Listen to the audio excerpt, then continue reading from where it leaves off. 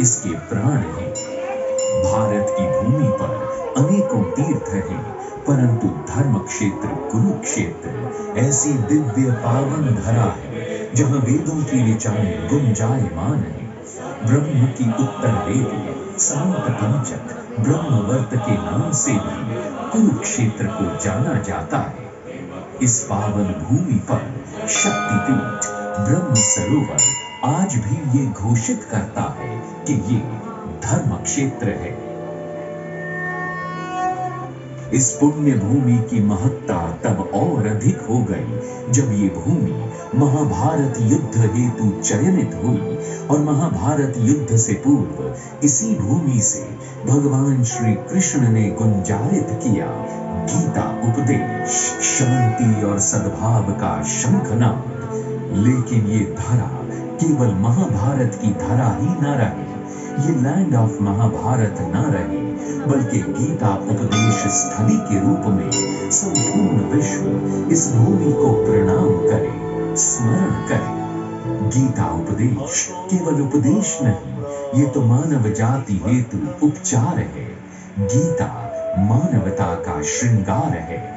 आज के समय में समस्याएं अनेक हैं, लेकिन समाधान सीधा, स्पष्ट, पूरी तरह से तर्क संगत।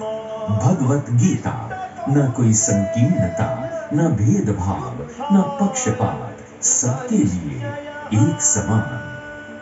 जटिल से जटिल समस्याओं का समाधान जितनी अर्जुन के लिए तब प्रासंगिक थी, उससे भी कहीं अधिक आज की मानवता के लिए प्रासंगिक है। केवल एक क्षेत्र के लिए नहीं, वरन हर क्षेत्र के लिए। सब जाने, सब माने, सब पहचाने गीता जी की इस दिव्यता को।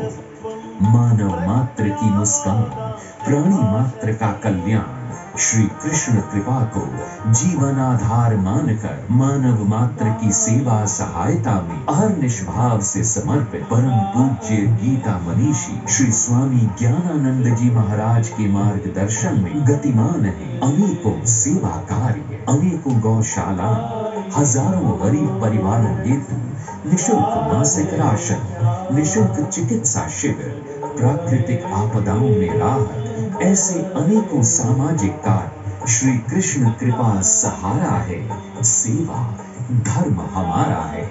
इस मंत्र का सतत गुणगान करने वाले, गीता जी की प्रेरणाओं से संपूर्ण मानव जाति का कल्याण करने वाले श्री कृष्ण कृपा और अपने पूज्य गुरुदेव के आशीर्वाद से परम पूज्य गीता मनीषी स्वामी श्री ज्ञानानंद जी महाराज ने प्रारंभ किया एक आह्वान, एक अभियान।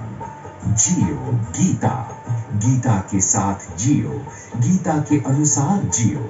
विभिन्न मतों के विश्व के अनेकों चिंतकों और विचारकों को एक साथ एक मंच पर लाकर श्रीमद् भगवद गीता की दिव्य प्रेरणाओं से समस्त विश्व की मानवता को इसका लाभ मिले, इसी उद्देश्य से जियो गीता का शुभारंभ किया गया।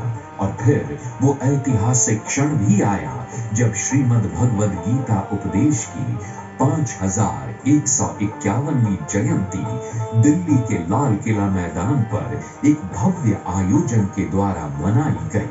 लाल किला मैदान से इस विशाल कार्यक्रम में आह्वान हुए श्रीमद् भगवद गीता जी को आधार बनाकर अनेक मुख्य संत, हर क्षेत्र के प्रबुद्ध लोग, कितने ही देशों के राजदूत और उच्चायुक्त इस कार्यक्रम में उपस्थित हुए।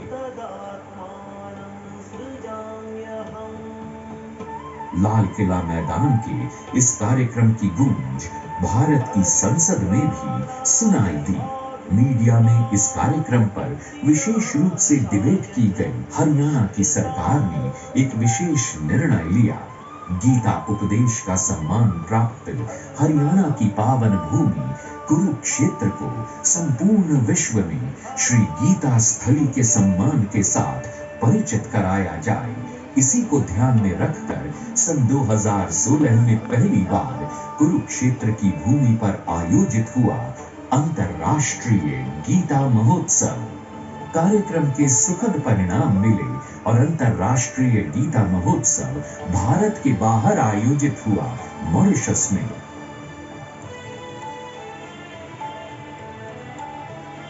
धन्यता का अवसर आया जब ब्रिटेन जैसे देश ने वर्षों तक भारत को परतंत्र रखा और आज यहाँ का गौरव श्रीमद् भगवद गीता वहां अर्थात इंग्लैंड की संसद के दोनों सदनों में सम्मान पूर्वक विराजित है, स्थापित है।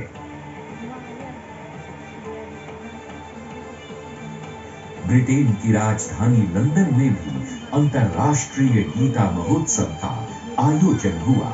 जियो गीता के सहयोग से श्री गीता जी की ये वैश्विक यात्रा अभी जारी है। गीता उपदेश स्थली क्षेत्र कुरुक्षेत्र में भगवत गीता का एक ऐसा केंद्र जहां न केवल हर छोर हर ओर से गीता की सुवास पहुंचे, गीता ज्ञान प्रकाश का एहसास हो, अपितु जहां से समूचे विश्व में ये प्रकाश पहुंचकर राष्ट्र गौरव बने, अपनी सांस्कृतिक धरोहर मुखरित हो, ऐसे केंद्र के लिए हरियाणा सरकार ने विशेष रूप से 9 एकड़ भूमि जियो गीता को दी और फिर भाव के दिव्य वातावरण में 4 मार्च 2016 को हुआ श्री गीता ज्ञान संस्थान का दिव्य शिलान्यास।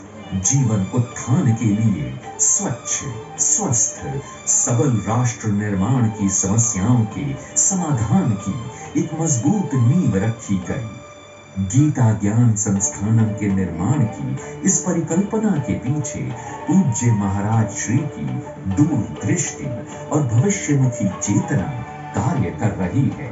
इस निर्माणाधीन संस्थान में प्रशासकीय विभाग के अतिरिक्त आराध्य मंदिर, गीता संग्रहालय, गीता शोध केंद्र, ध्यान मंदिर, यज्ञशाला, गुरुदेव कुटीर और संत निवास आदि का